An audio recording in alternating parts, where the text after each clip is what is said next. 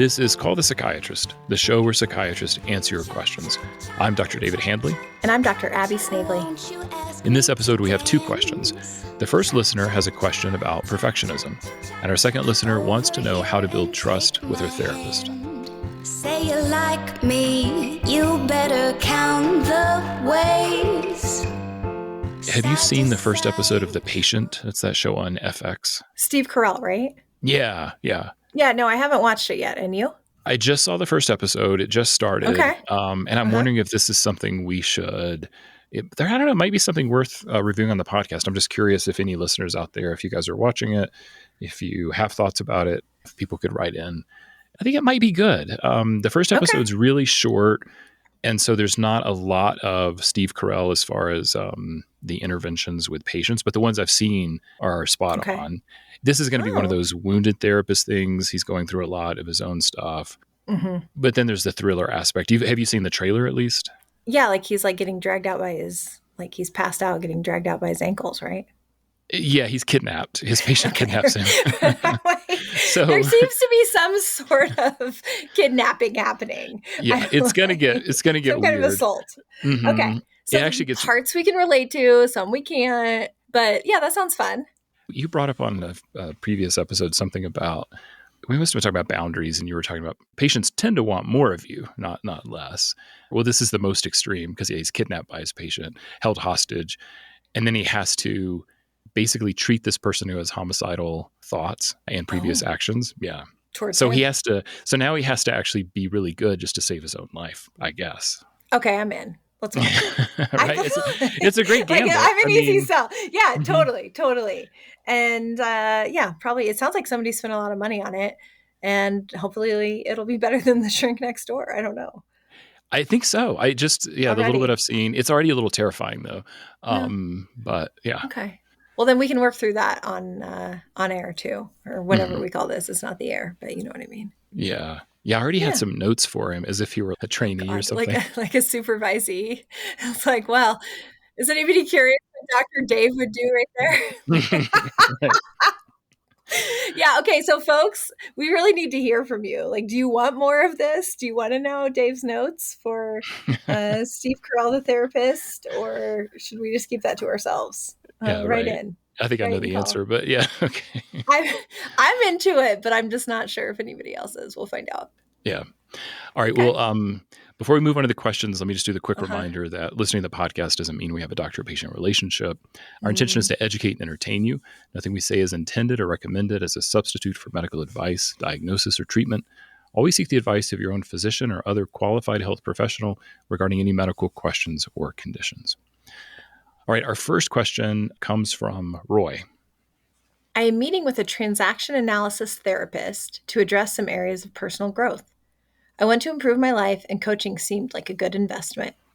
I took a test my therapist administered at the beginning of therapy to identify what he called, quote, driver behavior. These included, be perfect, be strong, hurry up, please others, try hard. I relate to all these.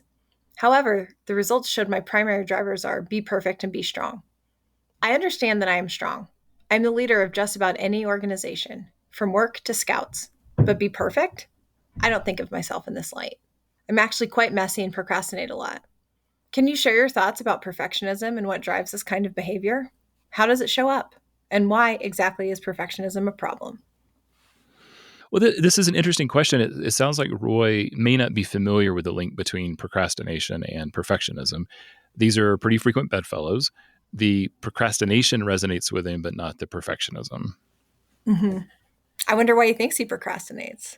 Yeah, it'd be interesting to see what his interpretation of that is. But I want to actually start with the last question, which is, why is perfectionism a problem? I don't think it's helpful to be absolutist about anything. So I don't think of it as good or bad, but rather, is the trait helpful to me right now? Given the context, is it adaptive or is it getting in my way? Because I'm sure that Roy is thinking of a lot of examples where having high standards is a good thing. The problem, of course, is if those high standards are unrealistic. So you set a goal for yourself that's nearly impossible to achieve. And we all know there's no such thing as perfect. But you've created a scenario where the possibility of failure increases because your standard's so high. And so at the root of all this is really about the fear of failure. And as the fear of failure, that anxiety of not achieving the high standard gets high, then procrastination can start. And then procrastination probably serves a couple of different roles, right? It could help to avoid the anxiety of not achieving the goal, or it can create this built-in excuse if for some reason you don't succeed. Like, oh, that presentation would have been a lot better, but I did it the night before. And of course, that's Mm-hmm. not conscious, but you're setting up some escape ramps so that it's like, well, I didn't really fail because I put it off. Well, and I think conversely, then if you really did your best, didn't procrastinate, pushed as hard as you could, and it still wasn't good enough, then that could be an indictment on yourself or your worth or proving that you're a failure, right? So then it's you're right. I think it always gives an out, and you never have to find out if you're good enough. And so I think yes, it's a setup to fail because perfectionism or being perfect is an impossibly high standard. But then, kind of paradoxically, when you do fail, you still get to maintain your self esteem. Or if you fall short, you still get to maintain your self esteem because you can always say, well, I didn't do my best. There's some fear of being human in there. And, perfectionism is an attempt to deny reality. And that's just doomed to fail. So that's my bottom line of why it's a problem. I was thinking it's possible that Roy is a procrastinator in the absence of perfectionism, but I would challenge him to look at it more carefully before dismissing it because it came up in that inventory that he did. Is Mm-hmm. failure something that he fears, whether he's experienced failure or not? Because Mm-hmm. procrastination without perfectionism looks a lot like laziness, and that doesn't sound like him. He's talking about being a strong At leader. all. Yeah. Well, yeah, and I think that's a good point. I mean, I tend to think of something like perfectionism as a defense, and which is kind of how you're talking about it too. Is it a defense against the fear of failure? Is it a defense against feeling overwhelmed?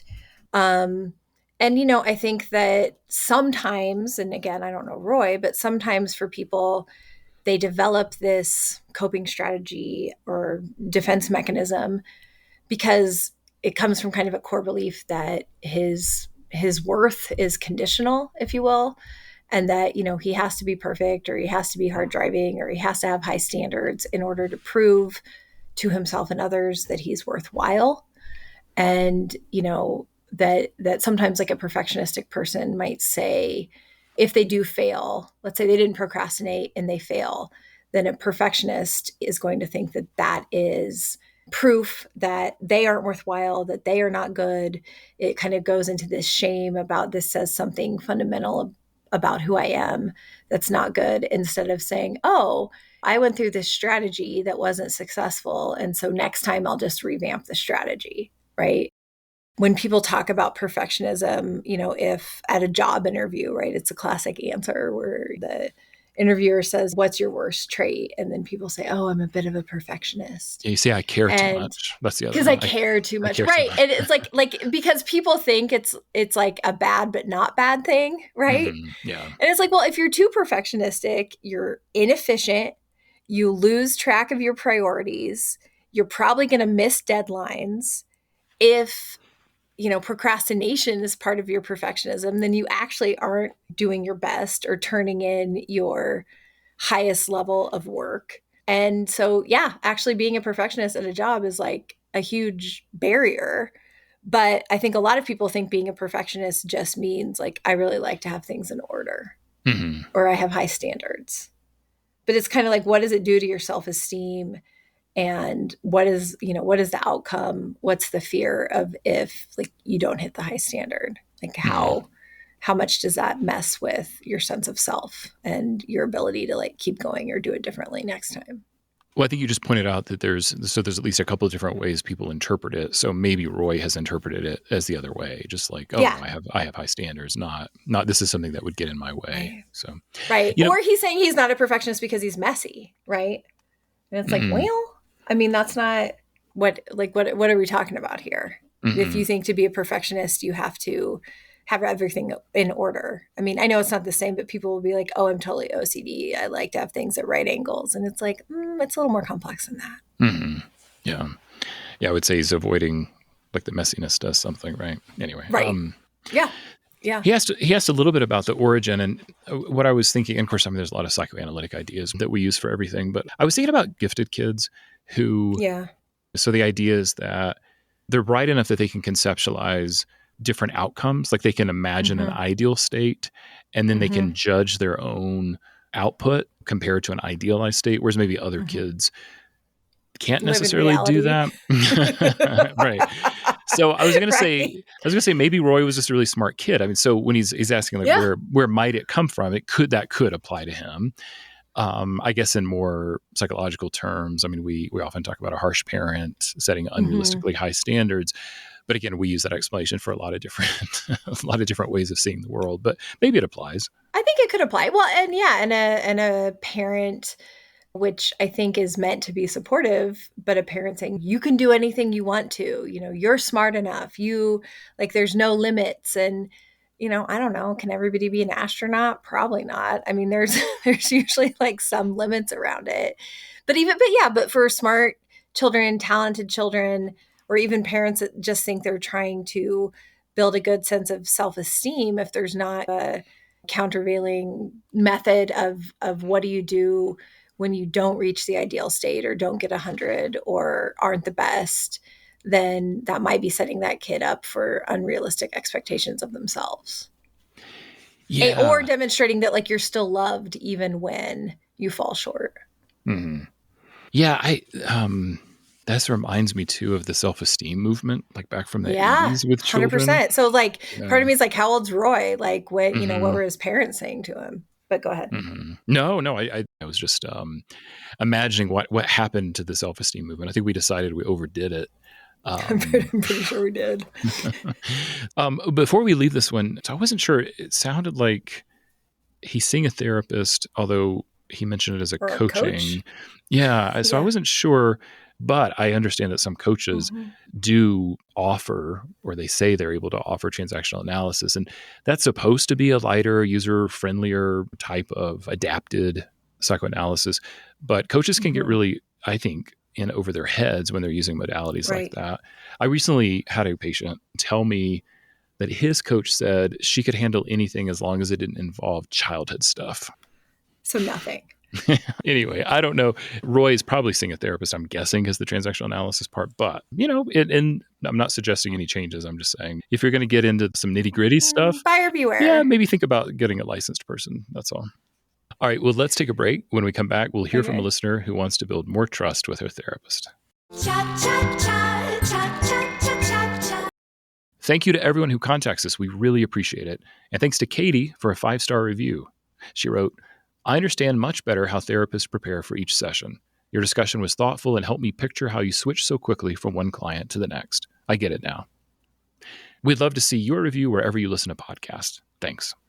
Cha cha cha cha cha cha cha cha. Our last question comes from Emily. I'm writing today to ask for your help on how to build trust with my therapist. I enjoy my sessions and we talk easily about many things. He reminds me of my dad, which I guess from listening is a good thing, the whole ideal parent thing that Abby talks about. But there are times when I'm not able to express what I want. Some days I've just completely shut down and zone out. We just sit in silence. It's uncomfortable for me. Last week, when I drummed up the courage to talk about an incident that happened when I was in college, I found myself so agitated that I left the room in the middle of a session. I bolted. I just could not sit there anymore. I was surprised when my therapist called me later that morning to check in and see if I was okay. It was deeply moving, and it made me feel like I could go back and try again. So I don't think this trust issue is my therapist's fault. He clearly wants to help me. I wonder if you have advice about what can I do to make myself into a person who is more trusting. What is my therapist's role, and what is my own? I want to say, at the risk of being a kind of annoying therapist type, because I guess that's just what I am, I think I think you're doing what you need to do to make yourself into a person who is more trusting. I mean, I think there's more to say about it, but it really, I guess I just want to start out by highlighting that I think you are on the right track and you seem to be engaged in a process that is helpful to you and seems like it is stimulating thought and self-reflection and moving things forward in this relationship with your therapist. And so from that standpoint, I don't think that you're doing anything wrong, nor do I think you necessarily need to do anything differently. But top line, keep doing what you're doing. I 100% agree. I thought Mm-hmm. if trusting people is something she wants to work on, I thought she's doing a good job. She's working She on it. she told her therapist something from her past, and I assumed that that wasn't something that she brings up to a lot of people. So she trusted him enough to be vulnerable, and he handled it Mm-hmm. well. So she actually did the very thing she wants to work on. She got vulnerable. She trusted him enough to try it. It went Mm-hmm. okay, and presumably Mm-hmm. she's going to keep doing that. So I think she's doing great. I think she's already. It's clear that she is working on that. Agreed. To me, the fact that you can survive that discomfort, that you keep coming back, even though some of these sessions or moments are uncomfortable, you left because you were agitated and still came back or were still ready to come back. The fact that you're able to tolerate and work through all of these various emotions that are coming up and show up as different versions of yourself, right? A more open talkative one versus someone who's a little more reticent or struggling to speak. Those also sound like presentations or indications that you are in a mutually trusting relationship that is growing. I understand that you want more, but this all just seems good. Yeah, I wondered if her therapist was a little withholding. I think Mm, silence is fine, but I had like a piece of advice, which is that it's okay to observe what's happening out yeah. loud. Usually Mm-hmm. that's your therapist's job, but if he's not doing it, she can do it. Mm-hmm. So I would say that if you're sitting there, you're zoned out, you're silent, and you're uncomfortable, you can just name that. You can just start with the feeling. You can say, "This is uncomfortable. Tote. This is Mm-hmm. this is like the fourth or fifth time I've come in here. We don't talk to each other. I feel shut down." This is one of those things where I think we're satirized about overanalyzing things, but this is where it comes in handy. Like you can talk Mm-hmm. about not having anything to talk about. Yeah, It reminded me sure of, can. like in a business setting, though, when you have a meeting about scheduling a meeting, like you need to quit Mm-hmm. that job. But in therapy, talking about not talking leads to talking, which will actually help and it'll uncover some things. This is a goal. Mhm. I mean, some people would say, and again, you can laugh or mock this if you will, Dave, but some analysts or analyst types would say that when you can come in and speak completely freely without inhibitions or blocks, then that's how you know you're done. If she can come in and feel so trusting and comfortable with both her own mind and with her therapist that she can say whatever comes to mind, then all of the resistances have been analyzed and dealt with, and she's cured. And so Nobody why would would say I, cure, but you yeah, know what I'm saying. why would I mock Yeah. that? I don't know, because it's a real therapy thing to do, to be like, this is the process. Do what you, I mean, maybe I'm just mocking myself. It's like, keep doing it. This is how you know you're in the middle phase. And I agree. The goal is to be able to say whatever you're thinking without censorship. And if you can get there, you're done. And some people think that, I guess I understand thinking that you haven't really started if you are having trouble, but paradoxically or something, the reason that you're there, like you're showing the trouble, right? You're showing where you get tangled up. Yeah, I understand the theory. That's where, yeah, when you say Mhm. those things out loud, though, that's when people do roll their eyes. That's right. That's why I knew. I mean, the mockery, the eye Right. rolling. So, Dave, instead of sitting in silence, I want you to narrate your inner skepticism and eye rolling. Yeah, And I'm you good can at that now. say, But I will right. say to Emily, it is hard to ask for what you need when you're in that level of distress. Like it's hard to Totally. even do that. It's hard to name that Mm-hmm. that you're feeling overwhelmed or whatever, that it's uncomfortable. And Mm-hmm. also, I just want to say, I really relate to her bolting. I used to Oh, do that yeah? all the time. It took me months. I would leave my 45-minute sessions at least by the 30-minute mark. I mean, I left that therapist with a lot of extra time to write notes. What Um, was going on for you that you had to get out? because it's overwhelming. I'm like, I don't want Okay. to. And she was also incredibly withholding.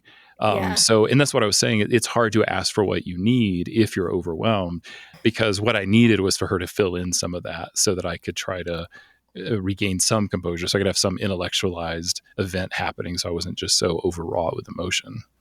Yeah. Yeah. I mean, that sucks. I mean, I can also relate to the silent part. I mean, And again, I guess you're right. Silence is tricky. I don't know if we're talking seconds here, minutes, whole sessions, what's happening. Right. I can definitely, if it's some sort of standoff of who's going to talk first, I can 100% relate to that. I also would 100% recommend against it. I don't think it's particularly a good use of anybody's time to try to out stubborn your therapist. That's not the sense I'm getting from Emily. No, This no. is the part where I'm making fun of myself. But like, it's like, oh, are oh, really? Who's going to talk? Like, I'm not going to talk. No. Well, however long it is, it's enough to make her uncomfortable. So That's right. So it's too long, That's right. whatever it is. It's too, okay. Well, but again, is discomfort wrong? I mean, that's another sort of adage of if no one's uncomfortable, neither the therapist nor the patient, then nothing's happening. But you have to at least address the discomfort at some point. Somebody Oh has to yeah. call it Okay. out. Yeah. But you don't just have to you don't have to just diffuse it. No, I don't have to make you No, comfortable. We should at least like, talk you have to about figure the out fact. why it's uncomfortable. Is she afraid of that? Again, and this is all conjecture. I have no idea. Is she worried that she's not going to say the right thing? Is she worried he's not there when she says zoned out? Is she dissociated? Does she need something to be grounding? Is she like Dave and needs to have something intellectual to hold on to? Is she being flooded with emotion? Is there not enough emotion? Like, and so I think you're right that the thing to do is to try to narrate it, even if you have to come back next time and say, in those times when I'm silent, this is what I'm thinking, or this is what it feels like, right? To sort of talk, if it's hard to talk about in the moment because it's so emotional, that makes sense. But then maybe next time, if you can get up the courage, starting with that, or at least figuring out a way to talk about it before you're overwhelmed or in that state, maybe could lead to some understanding or a way to kind of strategize with your therapist so that maybe you're sort of an optimal level of uncomfortable, not too much where you have to leave. Right. Right. Okay, we're on the same page. I think we agree. Okay, good. And we both agree that Emily is doing fine. I think Doing great. She thinks the therapist is good enough. She doesn't think she's good enough. I would say that's not true. Well, that's right. And I mean, and I think that, I guess a couple other thoughts. If Emily views herself as a person who is not trusting enough, again, I think she's on the right path. My assumption is that there are very good reasons why she has learned to not be as trusting as she'd like to be or as she thinks is ideal, probably because of things that have happened to her or relationships she's had. So that should all be fair game.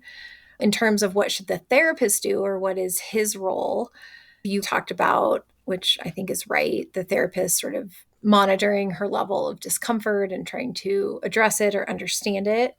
The therapist does have a role and a job to set up the conditions in which they can be trusted, if you will, right? So a patient showing up to your office and I just say, oh, trust me, like that's never going to work. But it sounds like this guy is doing things like talking to her, calling her. Maybe he sits in the silence too long. I don't know. But, some of the boundary things that I think people wonder why we do them, to me, it is often all about trust and safety, right? That we try to start and end at the same time. Some people would say that having a consistent time every week is part of that frame, taking responsibility for our own selves, hopefully not talking too much about ourselves or breaking confidentiality. Like over time, the trust is going to build. And that is maybe another question I would have for Emily is how long have you been with this particular therapist? And, can you look around at other ways that he is consistent? Even just, consistently paying attention to you and consistently being there and listening. Like those can all be pieces of evidence to make the case that this is a trustworthy person. Yeah, he doesn't get your trust just automatically by his role. He No, has to and he work for it. shouldn't. Yeah, and That's he's right. worked. It sounds like he's worked for it though, and she doesn't. It does. Which actually, this is a good segue. I wanted to revisit the ideal parent thing. So she's talked a little bit about her transference, which is why she probably finds him to be a trusting figure. Right. She said it reminds me of my dad, which I guess is a good thing. We've talked about this a couple of times. I don't know if it's worth maybe rehashing just a little bit. So I think the fact that she notices that she's having a paternal transference is good. I'm going to say that is a good thing. Yes. Right? And the fact of the transference, however, is neither good nor bad. It just is. Mm-hmm. We go around life transferring our expectations, having transferences to all people. It becomes more obvious perhaps in a therapeutic environment, more explicit, and hopefully, or in a certain type of therapy, I would say hopefully, but that's my bias, able to be talked about. If she is having this transference reaction to her therapist about her father, then paying attention to it is what she needs to do. Assuming her dad is a complex human with both good and bad traits, she's probably going to be tempted to put many parts of this onto her therapist. And it's going to be helpful for her to examine what her expectations are. If this therapist has been rock solid in all these ways over a long period of time and she still can't trust him, then again, that's probably something about her past and maybe something specific about her dad. And I would say that is only good in as much as it gives, grist for the mill or something to examine. Well, And I was giving it this qualitative statement because our listeners have picked up on something that you've said. Like I know.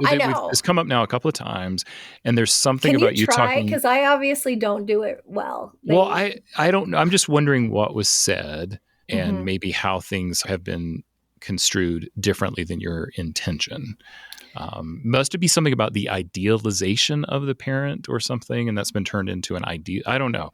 I'm not sure where the breakdown has happened, and I'm not sure how to repair it. I'm not sure either. I mean, I what I remember saying is something about thinking of my therapist as the best parent I ever had. I think that is true. Mm-hmm. I am sure I idealize him in some ways, especially now, several years after the intense therapy has ended. And maybe part of what I need to do to be a little more clear is talk about all the times I hated him, all the times he messed up, all the times I was a jerk, all of the things that we acted out. Because to me, how this ended up in this ideal parent situation or how we ended up there is that together we were able to withstand this very intense treatment, this very intense relationship wherein neither one of us were perfect, including him, and both maybe did things, apologized for things. I mean, like a full rounded relationship. So that doesn't mean that he was always perfect or perfectly attuned or perfectly caring. I mean, in terms of the frame and the boundaries, he was pretty rigid, which also sometimes made me angry. And I'm sure that I overreacted sometimes when, the frame got bent a little bit and I pushed against it. But I mean, the idealized part is that we survived it and could still care about each other, even though no one was behaving in an ideal way the whole time. Mm-hmm. So I don't know. If people would want to like write in or call in and talk about their ideas about this, like, okay. And again, if there is an idealized transference, I think that that's fine to use and build trust. But usually on the other side of it, idealization is a devaluation. And so, for therapists, probably for the therapist mostly, if someone thinks you're perfect, like I don't actually get that comfortable in that situation because Oh pretty soon no! I'm going to be Yeah. terrible. Mm-hmm. Yeah, no, you always just wait for the like that's just a setup, man. Yeah, you wait. Like it's just two sides of the same coin. Like Right. It's not. Yeah, toppling off your pedestal is traumatic. It hurts. yeah, right. I mean, if it's you're not like if preparing for again, it. it's sort of like the first question. If either you're perfect or you're nothing, then I don't know which is better, because if you can never be perfect or never be perfect forever, then you are going to be trash pretty soon. Yeah, I'm Did you not see sure. how I made through that whole thing without swearing? That was so hard. It's really good. That was really good. Anyway, I'm a professional. I'm not sure, how else to describe it. I think you did a good job. I mean, we didn't go back and redefine transference and things, but sure. I think as you're saying, you left it value neutral, meaning it's happening, you observe it, but you can then build something with that. I was trying to think of my own therapy. Obviously mine, so I guess in contrast to Emily, like I was longing for a parental transference. And that longing then told me something about myself. Now I didn't get it. It was never gratifying. Right. But the desire for it became apparent to me. And that was then therapeutic in my own mind. So I don't know if that helps clear anything up at all, but I don't know. I mean, yeah, I think it's a good shot, right? Like it's okay.